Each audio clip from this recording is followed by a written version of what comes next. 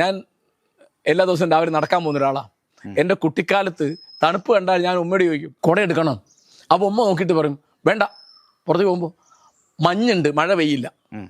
മഞ്ഞുണ്ടെങ്കിൽ മഴയില്ല, മഴയുണ്ടെങ്കിൽ മഞ്ഞില്ല. ഇന്ന് അങ്ങനെയല്ല, മഞ്ഞുണ്ടെങ്കിലും മഴ പെയ്യും, മഴ പെയ്താലും മഞ്ഞുണ്ട്. കാരണം ഇത് മുഴുവൻ കലങ്ങിപ്പോയി. നിങ്ങളുടെ ഭൂപ്രകൃതി, നിങ്ങളുടെ കാലാവസ്ഥ മുഴുവൻ നിങ്ങളുടെ പിടിയിൽ നിന്ന് പുറത്തേക്ക് പോയി. ഇപ്പം എപ്പോഴാ പ്രളയം ഉണ്ടാവുക, എപ്പോഴാ മഴ പെയ്യുക, എപ്പോഴാണ് ഉരുൾപൊട്ടുക, നിങ്ങൾക്കൊരു കണക്കുമില്ല.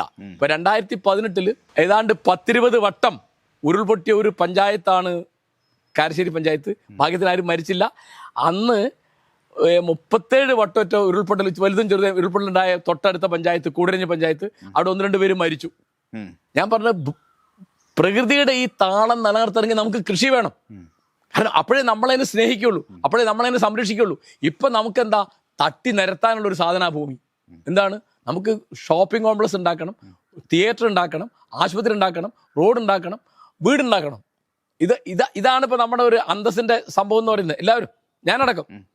അപ്പോൾ മറ്റുള്ളവരെ മാത്രമല്ല, ഇപ്പോൾ ഈ തരത്തിൽ നമ്മൾ മണ്ണിൻ്റെ, പാറയുടെ, വെള്ളത്തിൻ്റെ ആലോചിച്ച് നോക്കൂ. ഈ 44 വൻ നദികളുള്ളൊരു മഹാ ജലസമൃദ്ധിയുടെ കാര്യത്തിലൊരു വലിയ ഇതുള്ള സ്ഥലമാണ് കേരളം. ഇവിടുത്തെ എത്ര നദികൾ ശുദ്ധമാണ് നിങ്ങൾ പറയും? ഞാൻ ചെറിയ ഉദാഹരണം പറഞ്ഞുതരാം.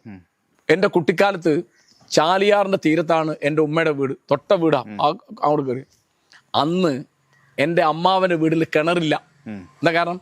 പുഴയിൽ നിന്ന് മുക്കിക്കൊണ്ടുവന്ന വെള്ളം കൊണ്ടാ കഞ്ഞി ഉണ്ടാക്കുക, അതുകൊണ്ട് ചോറുണ്ടാക്കുക. അതുകൊണ്ടാണ് കന്നിന് കൊടുക്കുക. 1963 കൂടി ഈ ഗോൾഡ് റൈൻസ് വന്നു. മലിനജലം മുഴുവൻ ചാലിയാറിൽ ഒഴുക്കി വിടുകയാണ്. അവിടുന്ന് പുറത്തേക്ക് വരുന്ന അന്തരീക്ഷം മലിനീകരണം. ഇപ്പോഴും അത് നിർത്തിയിട്ട് എത്ര കൊല്ലായി? 2001 നിർത്തിയത്, ഇപ്പൊ 10 കൊല്ലായി. ഇപ്പോഴും അവിടെ ഈ വാഴക്കാട്, മാവൂർ പഞ്ചായത്തുകളിൽ ക്യാൻസർ രോഗികളുടെ എണ്ണം കൂടുതലാണ്.